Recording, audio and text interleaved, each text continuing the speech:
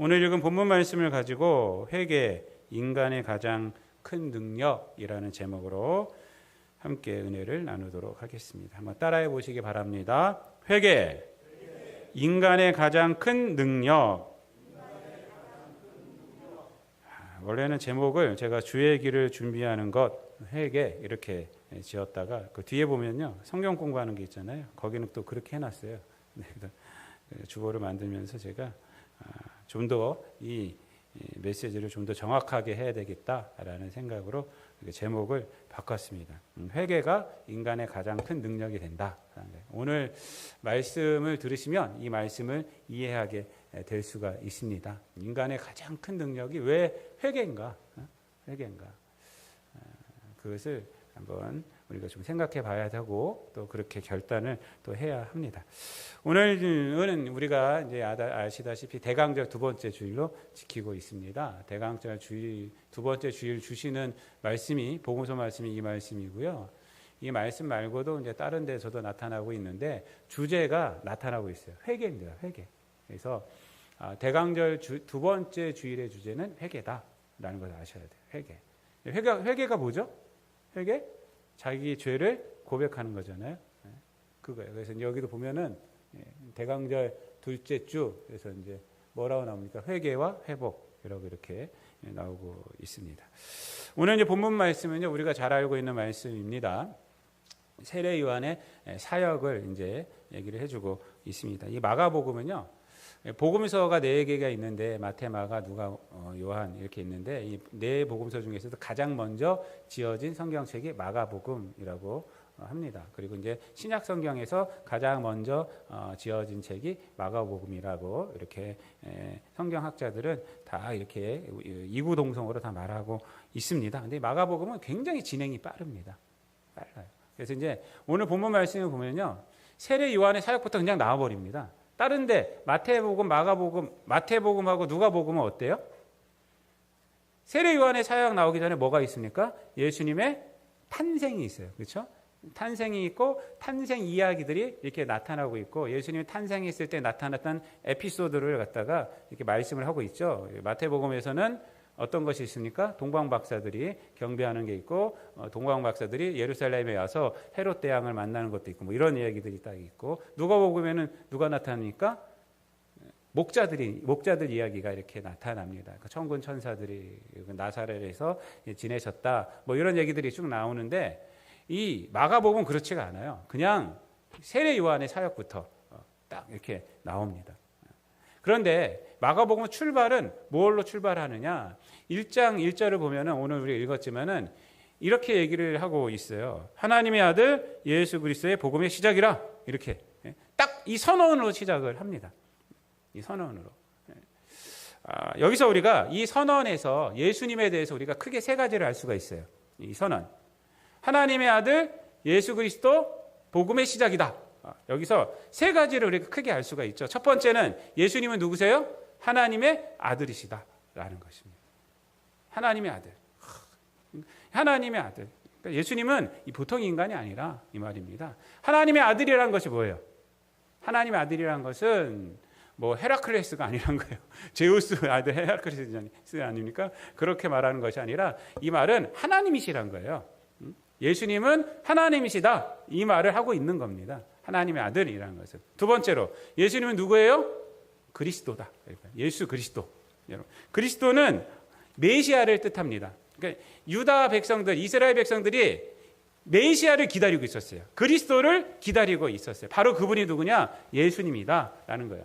이스라엘이 왜 예수님 그리스도를 기다리고 있었을까요? 그들의 구원자. 근데 그들이 말하는 구원자는 뭐예요? 정치적인 메시아예요. 그래서 이제 이러한 여러 가지 아픔 가운데서 구원해 내주실 분이 누구냐? 바로 예수님이시다. 그러니까 그리스도다. 해서 그리스도를 기다리고 있는데 그 그리스도가 바로 예수님이시다라는 것입니다. 그런데 성경에서 나타나는 그리스도는 어떤 의미입니까?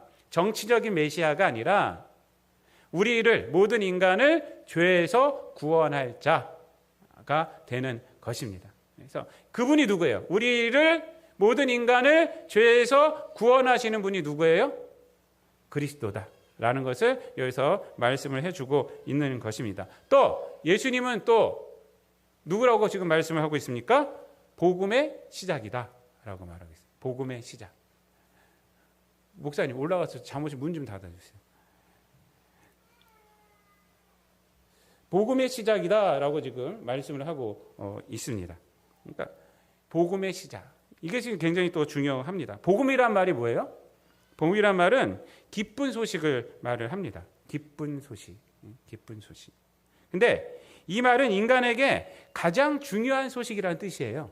그냥 우리는 복음 그러면 이제 헬라어로 말하면 유앙겔리온이라고 이렇게 말을 하는데 이거는 그냥 단어적인 뜻을 풀이하면 기쁜 소식, 복음, 기쁜 소식, 복된 소식인데 이 말은 어떤 뜻으로 우리가 알아야 되냐면 가장 중요한 소식이다. 이렇게 알아들어야 합니다.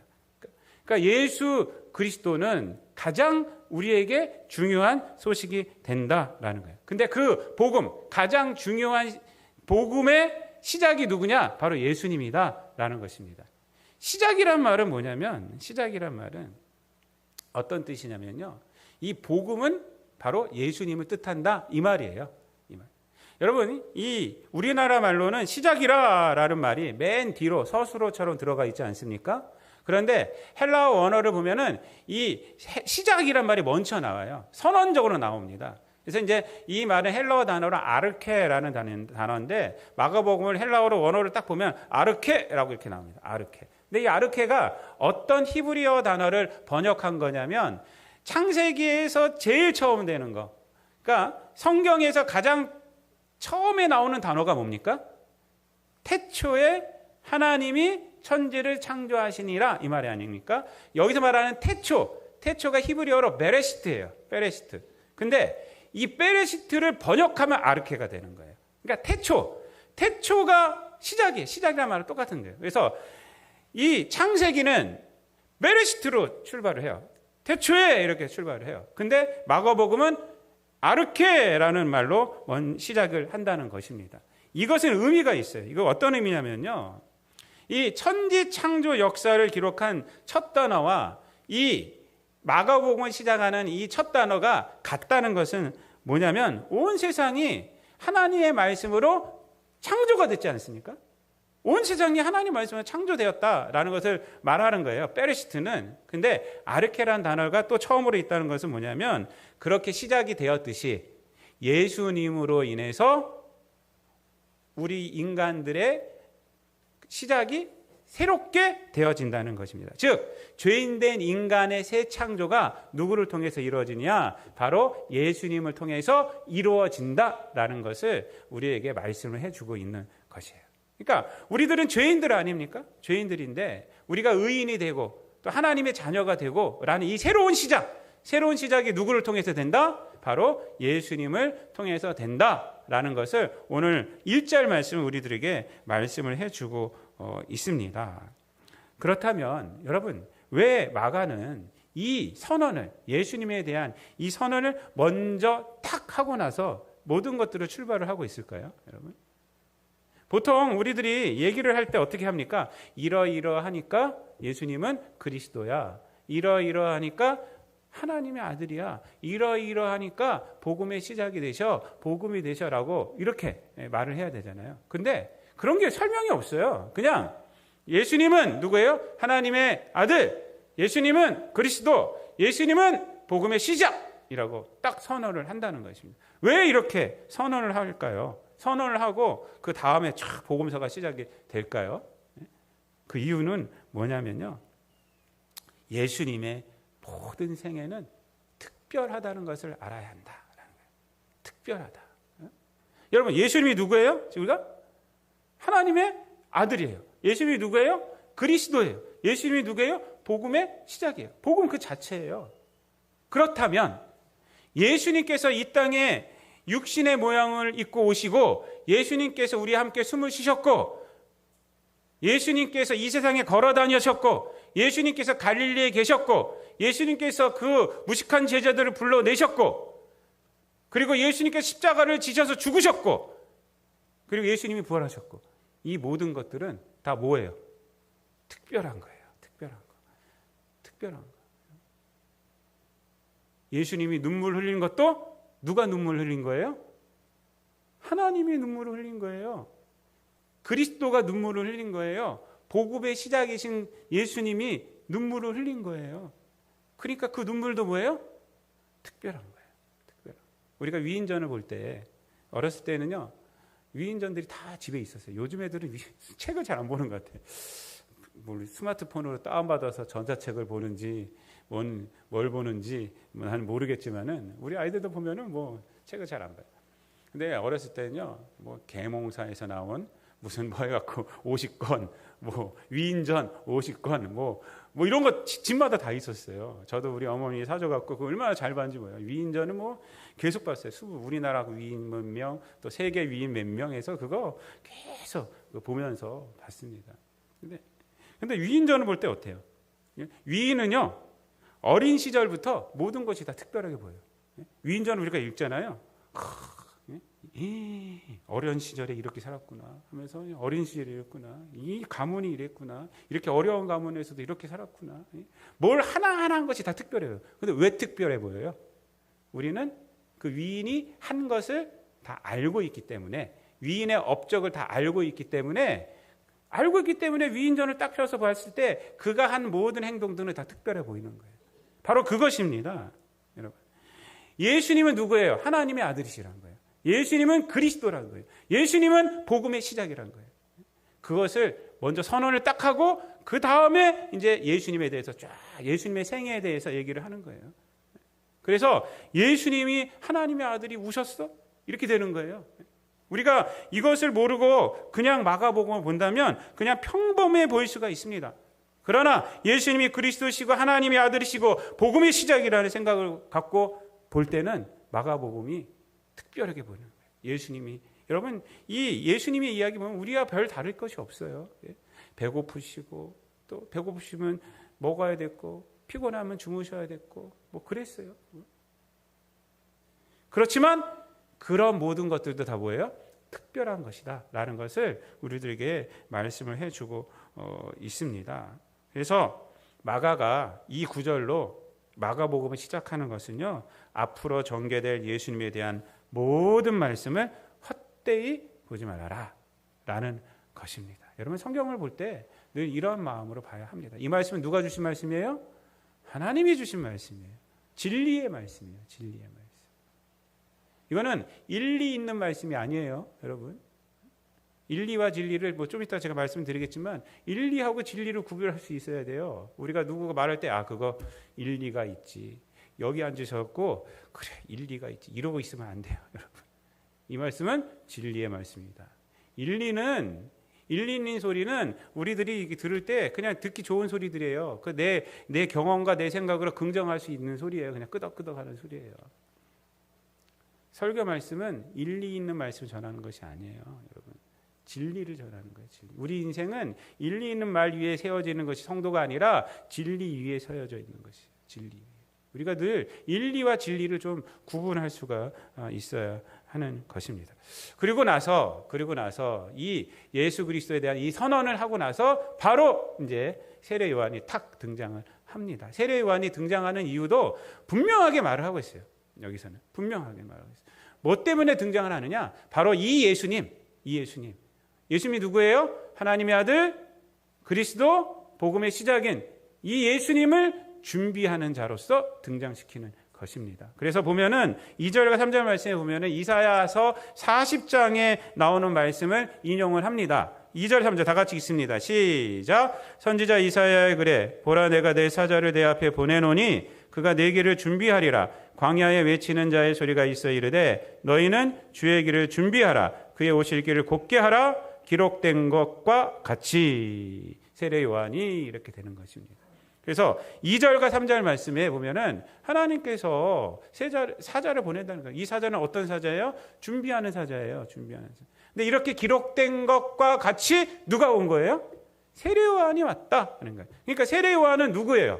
바로 예수님을 준비하는 자라는 것입니다. 그리고 그 준비의 내용에 대해서 뭐라고 말을 하고 있느냐? 4절 말씀 다 같이 있습니다. 시작. 세례 요한이 광야에 이르러 죄 사함을 받게 하는 회개의 세례를 전파하니라고 말합니다. 이와 같이 세례 요한이 광야에 이르러 뭘 했어요? 죄 사함을 받게 하는 회개의 세례를 전파하였다라는 것입니다. 그래서 이 세례 요한이 예수님의 길을 준비하였는데 그 준비는 뭐냐? 준비의 핵심은 뭐냐? 준비의 내용은 뭐냐? 바로 회개의 세례라는 거예요. 죄 사함을 받게 하는 회개. 그래서 회개가 바로 준비하는 거였다라는 것이에요. 회개가. 그래서 이 회개를 선포한 거예요. 회개. 사람들로 하여금 회개케 하는 것이 바로 누구를 준비하는 거예요? 예수님을 준비하는 것이다 라는 것이. 그래서 오늘은 이 두 가지, 세례 요한에 대해서 이 두 가지를 우리가 알 수 있어요. 두 가지를. 첫 번째는 뭐냐면 세례 요한의 정체성에 대해서 알 수가 있고요. 세례 요한의 정체성은 누구예요? 예수님을 준비하는 자. 이게 정체성이고, 두 번째는 그 준비하는 내용은 뭐예요? 죄 사함을 받게 하는 회개라는 거예요. 그래서 이 두 가지를 보면서 은혜를 나누려고 합니다. 첫 번째, 세례 요한의 정체성은 다른 게 아니에요. 예수의 오심을 준비하는 거예요. 이게 세례 요한의 정체성이에요. 세례 요한 또한 그렇게 말을 했습니다. 그래서 7절 8절 말씀 다 같이 읽습니다. 시작. 요한은 7절 시작. 그가 전파하여 이르되 나보다 능력 많으신 이가 내 뒤에 오시나니 나는 굽혀 그의 신발끈을 풀기도 감당하지 못하겠노라. 나는 너희에게 물로 세례를 베풀었거니와 그는 너희에게 성령으로 세례를 베푸시리라. 아멘. 7절 8절을 통해서 우리가 알 수 있는 게 뭐예요? 세례 요한도 자기의 정체성을 알고 있었다는 거예요. 내 뒤에 오시는 분은 이렇게 말하잖아요. 그래서 그 뒤에 오시는 분을 준비하는 자가 나다라는 것을 알고 있었다는 거예요. 여러분, 세례 요한이 얼마나 당시에 대단한 사람이었냐면 역사적으로 봤을 때도 말라기 선지자 이후에 400년간 예언자가 나타나질 않았어요. 이스라엘에. 그때 400년 역사에 마카비 이런 거 쭉 있었지만은, 마카비 형제들도 있었고 이런 게 있었지만은, 여러분 예언자다운 예언자가 나타나지 않았어요. 근데 400년 뒤에 세례 요한이 나타난 거예요.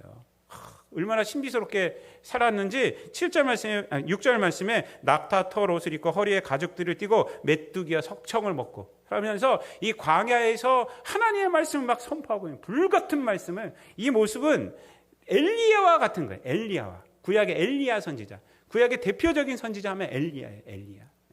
그래서 예수님 변화산 속에 있을 때도 누구하고 나타났어요? 모세하고 엘리야하고 나타나잖아요. 그래서 이 세례 요한이 엘리야와 같은 그 목소리로, 그리고 그가 전하는 이 말이요 얼마나 불같은 말을 토해내는지 모릅니다. 그래서 그의 인기는요 엄청났어요.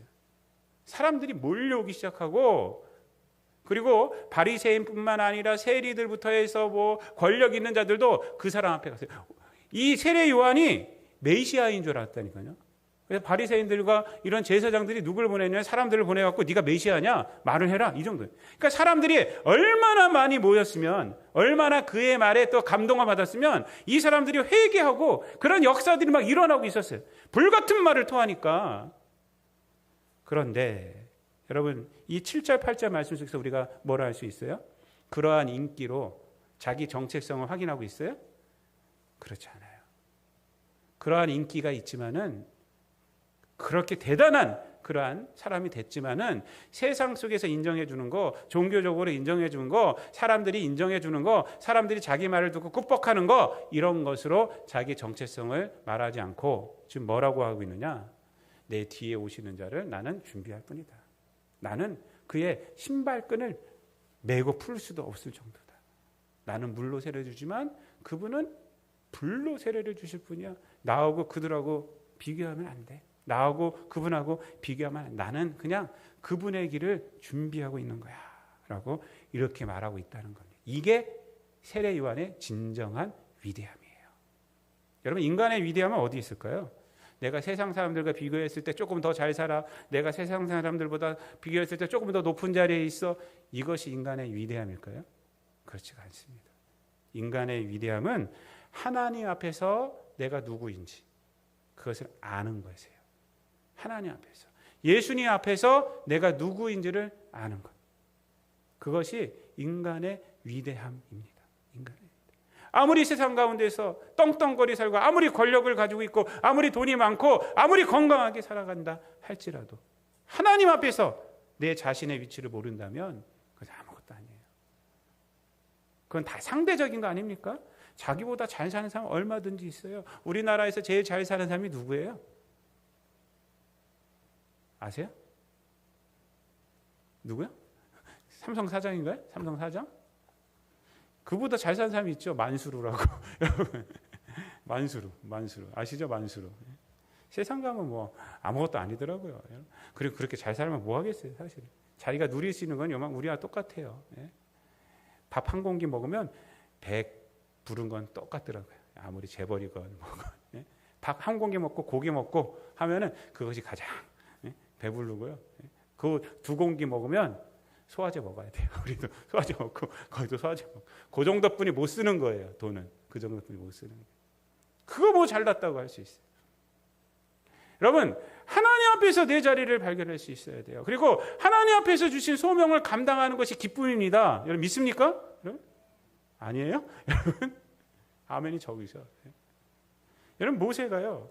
그것을 알았어요. 그것을. 그래서 시편 90편에서 그렇게 말하잖아요. 제가 늘 말씀드리지만은 하나님의 은총으로만 인간의 인생이 견고하게 됩니다. 하나님의 은총으로만 인간의 행한 일이 견고하게 됩니다. 이것이 시편 90편의 결론이에요. 결론.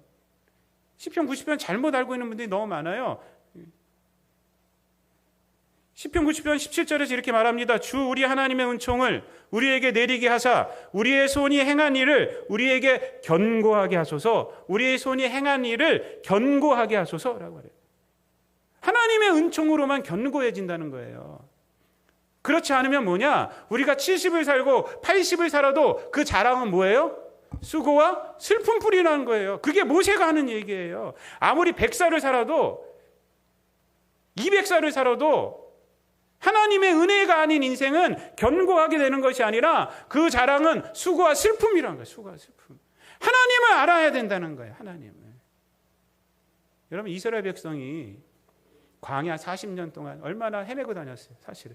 하나님께서 가나안 땅 딱 앞에 갔는데 믿음이 없었어. 그래서 백투더 광야 안 되겠다. 그래서 광야 생활을 그렇게 힘들게 하면서 1세대들 다 죽었어요.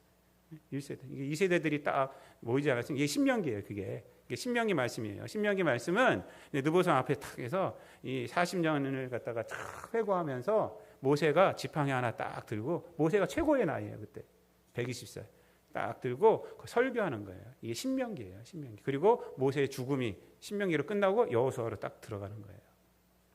근데 중요한 게 있습니다. 신명기 33장 29절에 보면 이 40년 광야 생활에 대해서 뭐라고 결론 내릴까요? 모세가 뭐라고 결론 내릴까요? 힘들고 어렵고 막 그랬잖아요. 하나님 심판받아갖고 막 돌아다니고 막 그래. 그리고 1세대도 죽었어요. 그 2세대도 있어요. 근데 그러면 모세가 무엇을 결론 내렸을까요? 무엇을? 니들 수고했다. 뭐 이렇게 했을까요, 여러분? 그것이 아니에요. 이스라엘이요 행복한 사람이다. 이렇게 광야 40년의 결론이 뭔지 아세요? 야, 너 진짜 행복했어. 이 얘기예요. 너 정말 행복했어. 이 얘기예요. 제가 읽어드릴게요. 신명기 33장 29절 이스라엘이여 너는 행복한 사람이로다. 여호와의 구원을 너같이 얻은 백성이 누구냐? 그는 너를 돕는 방패시요 내 영관의 칼이시리로다. 네 대적이 네게 복종하리니 네가 그들의 높은 곳을 밟으리로다. 이스라엘이여 행복한 사람이로다. 왜요? 여호와의 구원을 너같이 얻은 백성이 누구냐 이 말이에요. 광야 생활은 힘들어요. 그렇죠? 먹을 것도 없고 그래요. 근데 하나님이 반석에서 물을 주시고 그리고 하나님께서 밤낮으로 불기둥 구름 기둥으로 그들을 보호하시고 인도하시고 그랬어요. 여러 가지 적들이 있었지만은 그런 거 다 이겨낼 수 있게 하여 주셨다는 거예요. 광야 생활이었지만 그 광야 생활에 만나를 주셔서 늘 아침마다 그 은혜의 말씀을 은혜 하나님이 주시는 것을 먹을 수 있었어요. 다 이런 것들을 뭐예요? 삶은 강하였지만 다리는 광야였지만 하나님께서 주신 것 먹고 살았지 않았느냐. 하나님의 은혜를 경험하지 않았느냐. 이 세상에서 그것만큼 행복한 것이 어딨느냐. 이거예요. 그래서 광야 생활을 했지만 그 결론은 뭐냐면 너희들은 행복한 거야. 너같이 세상 가운데서 너같이 하나님의 구원을 받은 자들이 어디 있어? 라고 얘기를 하고 있는 것입니다. 여러분, 이게 인간의 위대함이에요. 모세는 그걸 알았어요. 세상에서 내가 얼마나 인정받는 삶을 살았는가? 아니에요. 하나님의 은혜를 경험한다는 거, 하나님께서 주신 사명을 감당한다는 거, 이것이 가장 중요한 겁니다. 여러분, 처음에도 아까도 말씀드렸지만 인리와 진리가 있어요. 인리는요, 우리가 생각한 모든 것들이 다 인리예요. 누가 말하면 일리가 있지. 인리라는 것은 문화와 자기 생각과 경험과 자기가 배운 그 조그만 지식에 기반되어 있는 거예요. 인리는 진리라고 할 수 없어요. 우리가 살아가는 방편이나 뭐 이런 것들은 될 수가 있어요. 세상의 철학과 모든 것들이 다 그런 일리 있는 소리들이에요. 그러니까 진리는 단 하나입니다. 진리는 단 하나. 여러분, 성경은 일리 있는 소리가 아니에요. 진리야, 진리. 근데 성경을 잘못 보시는 분들이 어떻게 보느냐? 일리로 이 진리를 판단을 해. 일리로. 자기 생각으로 진리를 판단해. 여러분, 성도는 어떤 사람들이냐? 진리로 이 세상에서 살아가는 자들이에요. 우리는 진리를 공부하는 자들이 돼야지 인리 가지고 막 성경을 판단하고 이건 아니야, 이건 기야, 막 이러고. 그리고 진리를 세상 가운데서 드러내는 자들이에요. 드러내는 자들. 너무 오늘날 많은 사람들이 진리와 일리를 몰라요. 설교에서도 일리 있는 소리 좀 해주세요. 일리 있는 소리를 해주세요. 그건 설교가 아니에요. 일리 있는 소리들은 여러분 책 같은 거 많이 보시면 돼요. 일리가 잘못됐다는 소리가 아니에요, 여러분. 책이나 철학책이나 뭐 얼마나 좋은 것이 많아요. 저도 그런 거 많이 봅니다. 그러나 그것은요, 진리가 아닙니다. 진리는 뭐냐면 예수 그리스도가 진리고요, 하나님이 진리예요. 진리. 그래서 마가복음이 그렇게 시작되는 거예요. 예수 그리스도, 하나님의 아들 예수 그리스도 복음의 시작이다. 이제부터 이분에 관한 얘기를 한다. 진리에 관한 소리를 한다. 그렇게 예수님이 진리라는 것을 가지고 성경책을 보면요, 우리는 우리 생각이 이해가 안 되더라도 우리를 돌이킬 수가 있어요. 우리를 고칠 수가 있어요. 근데 이 생각이 없이 성경을 보면요, 고칠 수가 없어요. 아, 내 생각이 틀린데? 내 생각과는 틀린데? 이렇게 돼요. 예수 그리스도의 죽음에 대해서도 그거 왜 죽어? 이렇게 되는 거예요. 억울할 뿐이지. 그 죽음이 나를 구원해? 그것도 의심스러워. 다 모든 것이 다 의심스럽게 돼요. 여러분, 세례 요한은요, 세상 생각으로 봤을 때 비참하게 죽었어요. 헤롯 대왕이 어떻게 돼요? 참수형이 됐어요. 목베임을 베서 죽은 거예요. 그것도 어처구니 없게. 그런데 예수님이 뭐라고 그래요? 세례 요한을 향해서 여자가 낳은 자들 중에서 가장 큰 자다 그래요. 가장 큰 자다. 왜 그럴까요, 여러분? 예수님이 주신 그 일들을 준비하는, 예수님이 준비하는 일을 했잖아요. 예수님이 준비한 일을 했어요. 가장 큰 자, 가장 큰 자. 이 말은 뭐예요? 그 다음에 예수님께서 뭐라 그래요? 그런데 이 세상의 난 자 중에서는 가장 큰 자인데, 그런데 천국에서는 세례 요한보다 다 크다. 다 크다. 이게 무슨 얘기일까요, 여러분? 정말 다 크다는 얘기가 아니라 이 땅 가운데서 나의 정체성을 예수님을 중심으로 두고 살아가는 자들, 그 안에서 예수님과 하나님 앞에서 자신을 발견하고 살아가는 자들은 다 큰 자라는 거예요. 다 큰 자, 다 큰 자. 그래서 사랑하는 성도 여러분, 자꾸 세상 가운데서 나를 두고 나를 발견하려고 하지 마세요. 그것 때문에 의기소침하고 그것 때문에 우쭐대고 그러지 마시기를 바랍니다. 여러분, 늘 하나님 앞에서 나를 발견해. 하나님 앞에서 나를 발견할 때 나는 누가 됩니까? 누가 돼요? 하나님의 사랑받는 자가 돼요. 하나님의 구원받은 자가 되는 거예요. 그렇게 소중한 자가 내가 되는 것입니다. 세상 가운데서 나를 발견하면요, 우리는 늘 떨어지게 돼 있어요. 떨어지게 되고 교만하게 되고 어쩔 때. 그러나 하나님 앞에서 나를 발견하게 될 때, 또 하나님 앞에서 내가 해야 할 일들을 발견하게 될 때, 우리는 비로소 우리의 길을 제대로 갈 수가 있는 것입니다. 세례 요한은 자기의 정체성을 발견하고 준비하는 자로. 사람들에게 그렇게 인기 많았지만 아니다라고 하면서 준비하는 자로 살았다는 것을 늘 기억하시길 바랍니다. 두 번째로, 오늘 세례 요한이 이제 준비하는 자로서 살았는데 준비함의 그 내용은 뭐냐? 바로 회개의 세례였다는 것입니다. 여러분, 회개. 여러분, 이 회개는 뭘까요? 회개. 우리들이 생각하는, 상식적으로 생각하는 회개가 뭐예요? 그냥 우리의 죄를 고백하는 거 아닙니까? 죄를 용서받기 위해서 고백하는 것. 이 정도만 알고 있어요. 이 정도. 눈물 콧물 다 흘리고 회개하고 그래요. 그러면 그 회개는 어떤 정체성을 갖고 있을까요? 회개라는 것이. 여러분, 회개는요, 뭐냐면 예수 그리스도를 영접하는 거예요. 예수 그리스도의 은혜를 내가 갖게 되는 것이 회개예요. 그래서 예수님을 영접하는 준비가 뭐냐면 회개예요. 회개. 그래서 뭐 구원의 조건이라고 말할 거 없어요. 그냥 예수 그리스도를 영접하는 것. 그래서 회개는 능력이 됩니다. 오늘 본문 말씀을 보면요, 뭐라고 말씀하고 있느냐? 3절 말씀에서 이렇게 말씀을 하고 있습니다. 한번 다 같이 읽어보겠습니다. 3절과 4절 시작. 광야에 외치는 자의 소리가 있어 이르되 너희는 주의 길을 준비하라. 그의 오실 길을 곧게 하라. 기록된 것과 같이 세례 요한이 광야에 이르러 죄사함을 받게 하는 회개의 세례를 전파하니 라고 말합니다. 이 3절 말씀에서 광야에 외치는 자의 소리가 어떤 소리를 외쳤어요? 주의 길을 준비하라. 그의 오실 길을 곧게 하라. 이런 거예요. 예수님의 길을 준비하라. 예수님의 오실 길을 곧게 하라. 라는 거예요. 이와 같이 세례 요한이 광야에서 뭘 했다는 거예요? 회개의 세례를 전파했다는 거예요. 그러니까 주의 길을 곧게 하고 오실 길을 곧게 하고 주의 길을 준비하고, 이것이 뭐냐면 죄의 사함을 받게 하는 회개라는 거예요. 회개. 그것이 회개라는 거예요. 주의 길을 곧게 하는 것, 그리고 주의 길을 준비하는 것, 그의 길을 곧게 하는 것, 똑바르게 하는 것, 이것이 뭐냐? 회개라는 거예요. 회개. 여러분, 이게 무엇을 의미할까요? 도대체 그러면 그것은 뭐냐면 인간에게 있어서 회개하는 것, 이것은 능력이 된다는 것입니다. 능력. 그것이 주의 길을 준비하는 것이고 곧게 하는 것.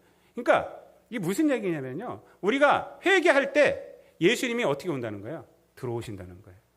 회개할 때 주의 길이 곧게 되는 거예요. 회개를 통해서 들어오신다는 거예요. 예수님이 누구예요? 근데 하나님의 아들, 또 누구예요? 그리스도, 그래서 누구예요? 복음의 시작이에요.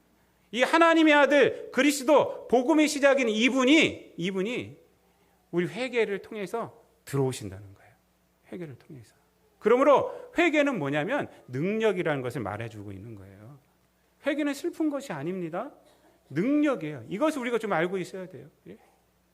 세상 사람들은요, 회개하라고 그러면 되게 기분 나빠해요. 내가 뭔 죄를 졌다고 막 이래요. 나한테도 그래요. 나한테도. 제가 회개하라고 내 친구한테 말했더니 내가 너보다 잘나면 잘났지, 잘난 걸 얘기하는 게 아니라 내가 고등학교 때 우리 친구 하나를 갖다가 제가 전도를 했어요. 걔가 나한테 와서 그러더라고요. 야, 교회 가면 기분이 나빠. 왜? 그랬더니 다 죄인이래. 자꾸 나보고 죄인이라고 그러고 이렇게. 너처럼 죄인이 어디 있는데, 내가 눈을 동그랗대고 너처럼 죄인이 어딨냐. 나보고 회개하라고 그러고, 야, 너 어저께 한 것만 해도 이렇게 기분 나빠서 교회 안 다닌다고 그랬어요. 그러더니 경찰이 돼가지고요, 지금 죄인도 잡으러 다니고 좀 있으면 은퇴하려고 그래요. 우리 친구가. 여러분, 세상은요, 회개하라고 하면 기분 나빠해요. 굉장히 싫어합니다. 그리고 세상은 뭐가 있느냐? 자신의 죄를 숨기는 것이 실력이라고 생각을 해요. 실력. 여러분, 재판 해보셨어요, 혹시? 재판 해보시면 아실 거예요. 변호사를 사잖아요. 변호사를 이렇게다가 이제 고용을 하면 어떤 변호사를 썼느냐에 따라서 틀려져요. 그래서 죄를 갖다가 진짜 많이 지은 사람들은 진짜 훌륭한 변호사, 김앤장, 거기가 맞나요? 하여튼 이런 거기만 딱 사면 일단은 좀 괜찮아지는 거예요. 그렇게 함으로써 어떻게 해요? 자기를 변호시키는 거예요. 그 변호라는 게 뭐예요, 근데? 변호라는 게 그 죄를 변호하고 있는 거잖아요. 그 사람의 죄를 변호하고 있는 거예요. 변호. 그게 실력이에요, 실력. 얼마나 많이 죄를 많이 변호해 줄 수 있느냐. 그래서 판결을 굳게 할 수 있는 실력이 얼마나 있느냐. 이게 세상의 실력이에요. 그리고 얼마나 그 사람을 내가 고용할 수 있느냐. 이게 세상의 실력이에요. 죄를 숨기는 것이 그것이 실력이라는 것이. 그러나 그 죄값은 다 어떻게 돼요? 하나님 앞에서 받게 되어 있습니다. 받게 되어 있어요. 여러분, 성도에게 실력은 뭐냐? 회개하는 거예요. 회개. 그 왜 실력이에요? 그것이 회개가. 회개하면 예수님이 들어오시니까. 회개가 뭐예요? 주의 길을 준비하는 거고, 예수님이 들어오게 준비하는 거고, 주님의 길을 곧게 하는 것이 회개예요. 회개. 그 예수님이 누구예요? 1장 1절에서 말했죠. 누구예요? 하나님의 아들 그리스도 복음의 시작. 이분이 들어온다니까요. 그래서 회개가 능력이 되는 거예요. 회개는 능력이에요. 우리 성도 여러분들은요, 늘 회개해야 돼요. 회개가 능력이에요. 능력. 그래서 하나님 앞에 나와서 기도하고 하나님 앞에 회개. 그래서 교회 예배는요, 전통적인 예배는 우리 교회도 그렇지만 늘 죄의 고백에 늘 앞에 있어요. 죄의 고백. 죄를 인정하는 것을 두려워하지 않아요. 뭐 그래도 떳떳하란 말이 아닙니다. 죄 고백할 때 눈물 흘리고 그래야죠. 죄 지은 거 떳떳하게 하란 말이 아닙니다. 그래서 회개가 인간의 가장 큰 능력이 되는 것이에요. 여러분, 이제 아시겠죠? 회개가 인간의 가장 큰 능력이 되는 것은 누가 오기 때문에? 누굴 준비하는 거예요? 하나님의 아들 그리스도 복음 자체이신 예수님을 우리 마음에 모셔드리는 거기 때문에 회개가 인간에게 가장 큰 능력이에요. 그게 가장 큰 능력이에요. 그래서 우리 성도 여러분들은요, 네, 우리는 알게 모르게 지은 죄들이 너무 많잖아요. 사실은요. 그래서 우리는 하나님 앞에 나와야 합니다. 하나님 앞에 회개하는 것을 주저하지 마시고 우리가 하나님 앞에 늘 나와야 합니다. 사랑하는 성도, 말씀을 마치겠습니다. 대강절 두 번째 주일입니다. 예수님께서 우리를 구원하셨음을 우리는 고백하고 있지 않습니까? 그리고 다시 오실 주님을 우리가 소망하며 살아가고 있지 않습니까? 기다리고 살아가고 있어요. 그래서 이 땅 가운데 여러분, 예수님의 이 구원의 복음이 나의 것이 되기 위해서는 회개로서 우리가 준비를 해야 합니다. 회개는 뭐예요? 하나님의 아들 그리스도 복음의 시작인 예수님이 나의 마음속에 임재하는 길을 곧게 하는 것, 준비하는 것, 그것이 바로 회개다라는 것을 늘 잊지 마시고 이번 한 주간이요, 대강절 두 번째 주간이에요. 그래서 하나님 앞에 우리가 회개하는 시간을 좀 가졌으면 좋겠어요. 그래서 새벽마다 또 저녁마다 하나님 앞에 이렇게 서서 자기의 자신을 돌아보고 또 1년간을 좀 되돌아보면서 우리가 하나님 앞에 회개함으로 하나님의 구원의 은혜를 다시 한번 우리가 또 체험하고 또 그 능력 가운데 서게 되는 저와 여러분 되시기를 우리 주님 예수 그리스도의 이름으로 축원드립니다. 기도하겠습니다. 하나님 감사합니다. 회개를 통해서 하나님의 아들 그리스도 또한 복음의 시작이신 예수님을 우리 마음속에 영접할 수 있도록 하여 주심을 감사를 드립니다. 우리가 죄 가운데서 이 죄를 숨기는 실력으로 세상 가운데 살아가는 것이 아니라 회개를 통해서 바로 예수님을 마음속에 영접하고 예수의 구원의 능력 가운데 서서 깨끗해지는 몸과 마음으로 주께 영광 돌리며 살아가는, 또한 하나님의 뜻을 드러내며 살아가는 우리 모든 성도들 되게 하여 주시옵소서. 하나님 앞에서 우리의 정체성을 발견하고 하나님 앞에서 내가 해야 할 일들을 발견하고 그 일들을 감당하는 기쁨 속에서 살아가는 우리 모든 성도들 되게 하여 주옵소서. 감사드리며 예수님의 이름으로 기도드리옵나이다. 아멘.